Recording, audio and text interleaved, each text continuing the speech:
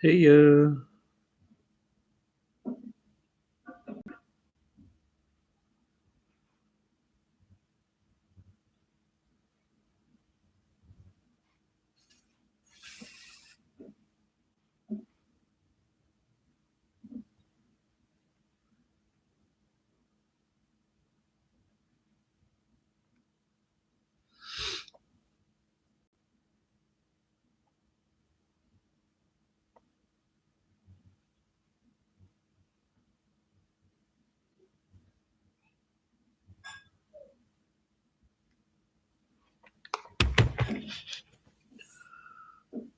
New Year's Eve.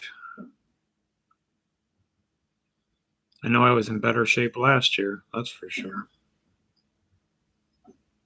I remember, what's up, Scott? I remember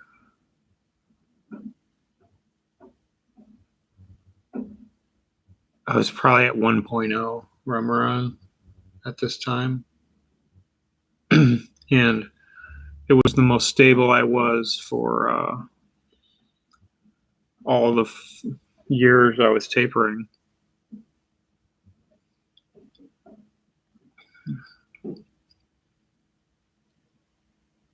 Now it's like, what a mess. I'm trying to distract as much as I can, and honestly, it gets so exhausting distracting now. I mean, 5 years later. Like at first, it was like a job. And I'm glad I made it through that. Don't get me wrong.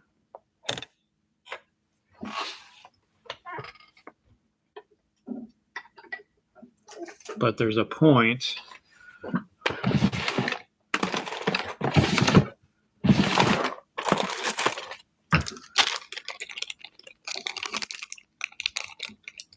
What kind of cable is? Oh, optical cable. There's a point that distracting now is utterly annoying and exhausting. Yeah, Happy New Year to you too. Happy New Year's Eve. I'd like to say this new year is going to be better, but I know it's going to be a lot harder. Hi, Patricia. I haven't seen you for a while. Happy New Year to you too. I know this new year is going to come with a lot of challenges, whereas in all the years before, I knew it would get a little better and a little better in time.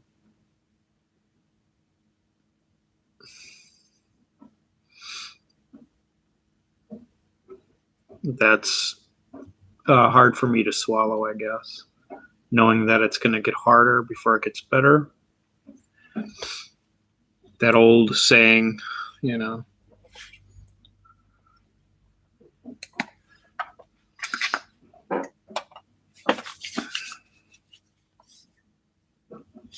Did you watch the whole damn thing already? Jesus, he's psycho.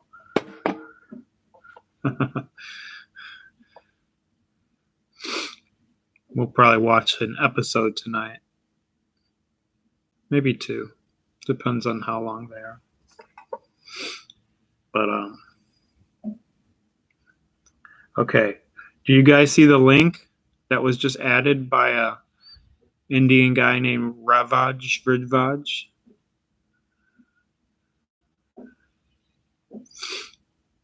Because if you don't see it, that means it was already deleted by the YouTube cops, which are pretty quick to do so. It just kind of, their robots kind of pick it up right away.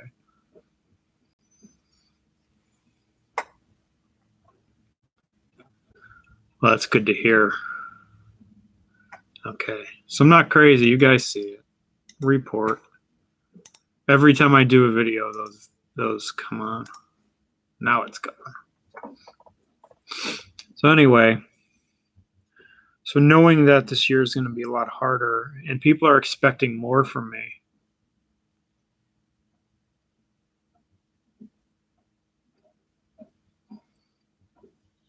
And that's what's hard.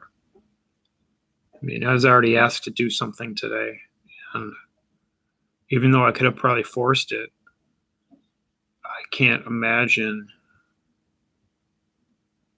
putting myself even in a worse situation. that I'm in. I mean, I can imagine, but I don't want that to be reality, because these kind of waves don't just go away for me. They don't just lift. They stick around for a while, and they pick and choose when they want to let up a little bit, and then they come back on full force. I'm pretty sure my nervous system has just fucking had it with me, and that scares me. Hence my anxiety. My anxiety is still about 10% better than it was, and that's a little more tolerable, which is better. We should do another chat. I actually had a lot of fun. I think we were both, well, at least I know that day we did our last chat. It was probably one of my better days. And I don't mind doing them in my not so good days, so it'd be a little more real, you know. So yeah, let's I'll text you later. Hey Bev. I will. Give me just 1 minute. Yeah, for sure. I'll tell you my story. It won't be a full detailed story, but I will. But yes, Scott, we'll do another one soon. I'll text you later.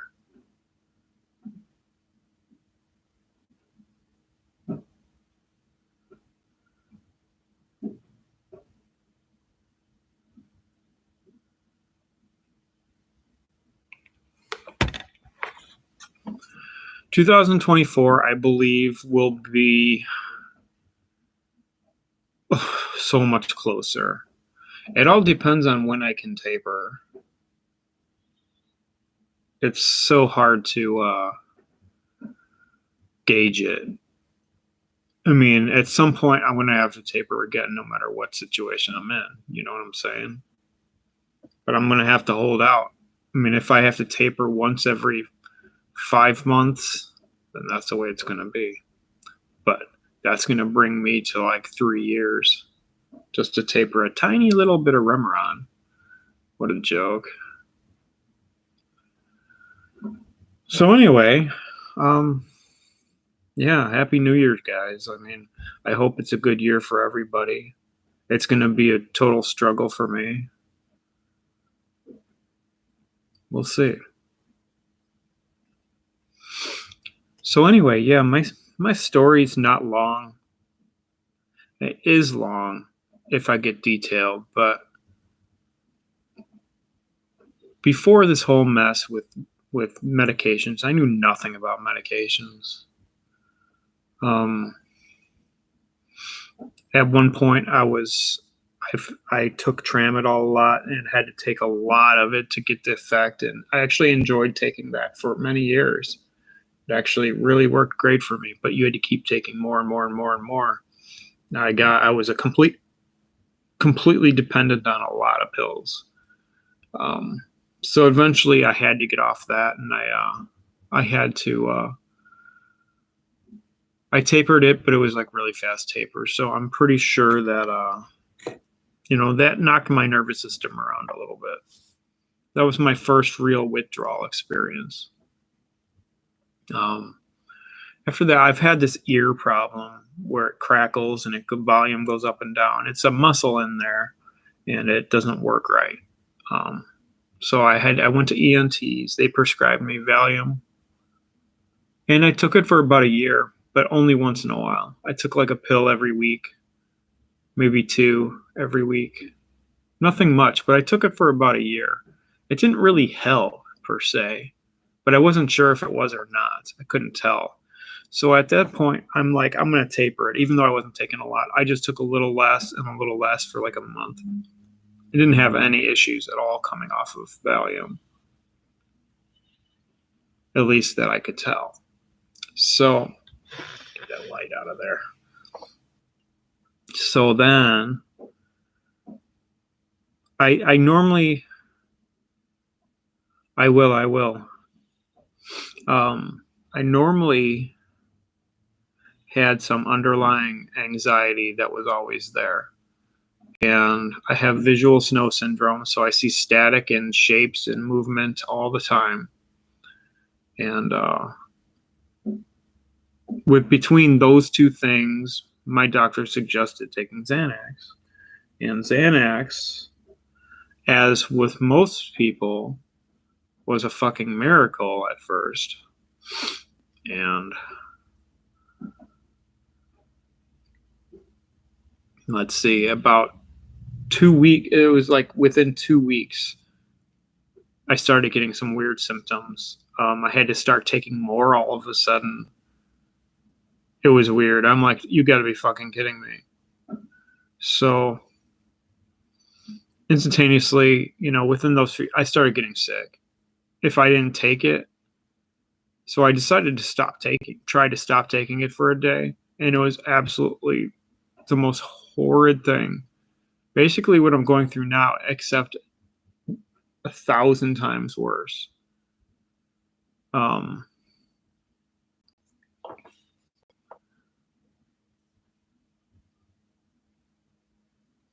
make the longer part of that story shorter, I sought out a psychiatrist to help me get off the pill, since my doctor who prescribed it wouldn't give me any help.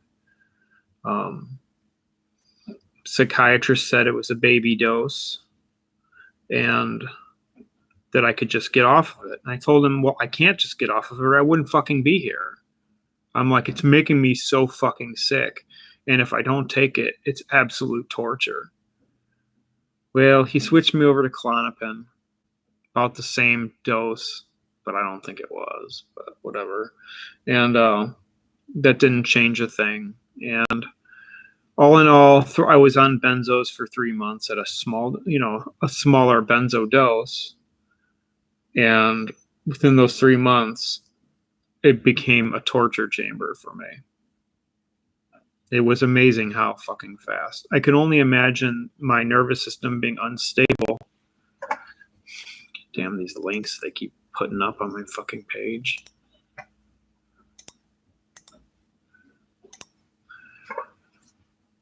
It was a torture chamber.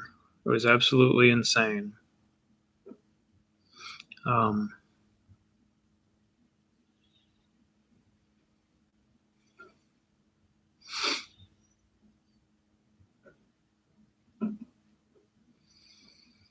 The one thing is, with me, it turned on me in 2 weeks. Destroyed my nervous system. So basically, after 3 months of being on the benzos and being taken off, I then didn't sleep for 11 days and got put on Remeron. And Remeron, I was told that it was just a sleep medication and I could get on and off of it pretty easy. Just use it for a little while and get off of it. Again, I didn't know much about these pills, and I didn't think they were super dangerous until like then. But I'm like, I need to sleep, so I took it. It did its job, but in general, I got very dependent on that very fast. And not knowing that throughout the years, that Remeron was one of my culprits of major bad symptoms.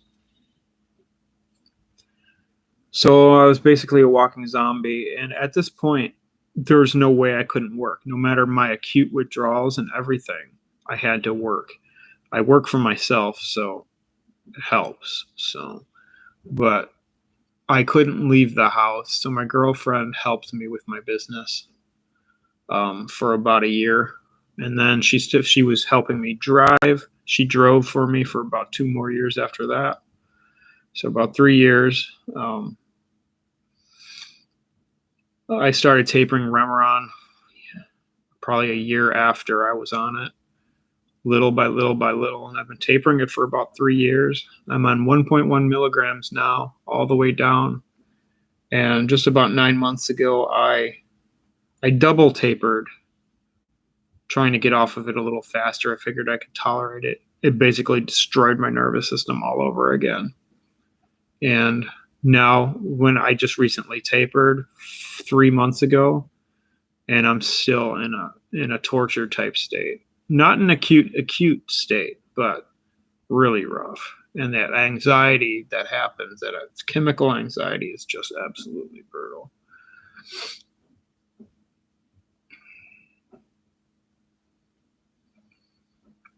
I don't see how people can take these things for years on end and be okay. But your nervous systems must be okay. But mine's not.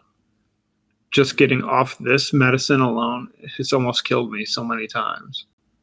And people don't understand. They're just like, well, you're only on 1.1 milligrams. To get to this point has been absolute torture for me. Absolute torture. And I'm going to keep doing it. But when I feel I can just tolerate it at the least, I'll taper. Next, I'll go to 1.0.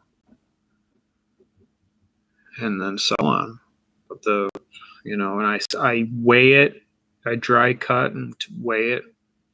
And it's absolute torture. It takes months, and my symptoms cycle, and it scares the hell out of me because it's so bad. I feel like I've damaged myself so bad that I'm not going to get better sometimes. So that's basically my long story short. A lot has happened within that time, but nothing that I've done to like hurt myself or make things worse, other than the faster taper about 10 months ago, whatever it's been. And if I didn't do that, I'd be in much better shape right now. And I would be tapering at my normal 1.5 to 2 months.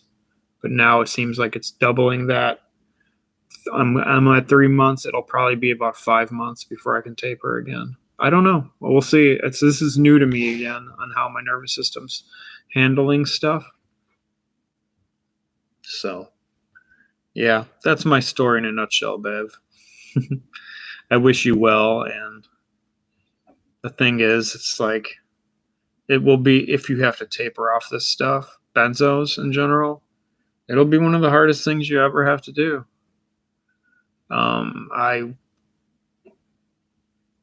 It just sucks. It just sucks in general. But like, I think about it this way. I'm 45 years old right now. I don't care if it takes me another 5 years. I want off this stuff within this fucking decade. You know what I'm saying? But I'd like to be able to do it within the next couple years.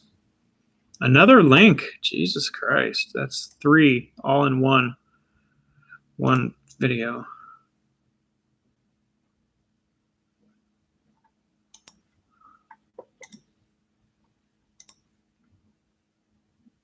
Yeah, they're very bad.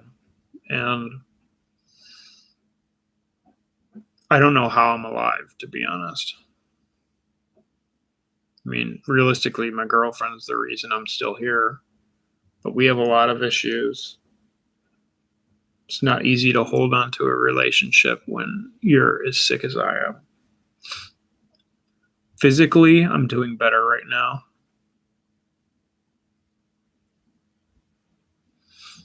So like, if I was just having physical issues, I could taper again right now. But the mental stuff is extremely hard. I just feel like I'm losing it so much that I can't afford to taper again right now. I'd get through it, but it would be hell, and I would be crying a lot. And I try to live as normal of a life as I possibly can. I have to push it, which sucks and makes things worse. I have a business that I run, and I don't have a choice. It's either that or be homeless. I can't get disability because they don't think I have any problems. It's just insane. The health system here is a fucking mess. My mind does crazy stuff. So yeah. I start to feel like I'm losing it, where I can't escape the visions, and I can't even explain it. It's just too much. But you know that. But it's the hardest thing. But the thing is, healing, I always try to end with a positive. Healing does happen. I mean, I was healing long, Even though it's been so long, every year I was getting better. Every year I was getting better. It's not until I made the mistake of the double taper on the Remeron. So if I never did that, wouldn't be in this situation to this degree. So I'm hoping that things get better in general as I get down on the medicine again. But the taper's a lot harsher now, because when you dry taper, you can only go so low. So as you get lower, the cuts get bigger and bigger and bigger. So it gets harder and harder and harder. Somebody once said it's going to get a lot harder before it gets better. And they weren't fucking kidding.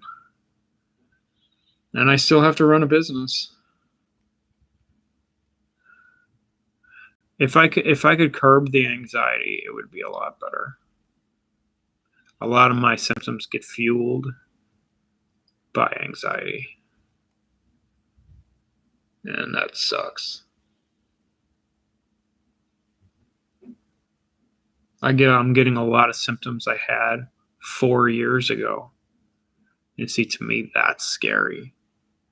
When you've spent years to get better and you were vigilant on getting better, and things that happened to you years ago keep happening, it's scary. Well, if you don't know how to get off of it, go to the Facebook group Benzo Recovery and ask there. I used to be an admin on that page, and it's well-versed people, and they will help you, get away. Your doctor would just give you a quick taper, and probably it would be very dangerous, very dangerous. There's also the Ashton manual from the Dr. Heather Ashton. It's recommended. It's got some old information, so it's best to look at that with a grain of salt. And also, but the Benzo Recovery Facebook page, join it and ask questions there. Tell them I sent you. But yeah, I'm going to get off of here. I try to keep it at a minimum, because I don't like, as much as I like to vent and talk, I just don't like to overdo it. It's a good distraction for me, but I mean, it's not really a distraction when I'm talking about it. You know what I mean? But Bev, I wish you the best. And I'm always on here.